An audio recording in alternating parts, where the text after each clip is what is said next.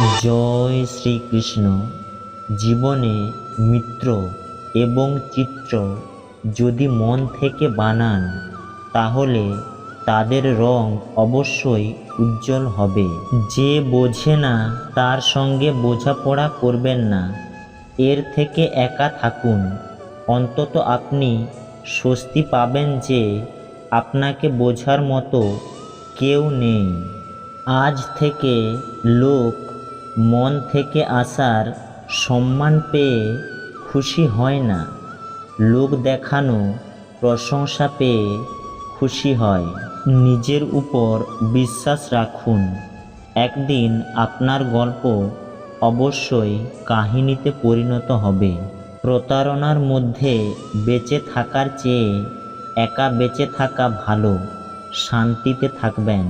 যদি আপনি সঠিক তাহলে আপনার রাগ করার দরকার নেই, আর যদি আপনি ভুল তাহলে আপনার রাগ করার কোনো অধিকার নেই।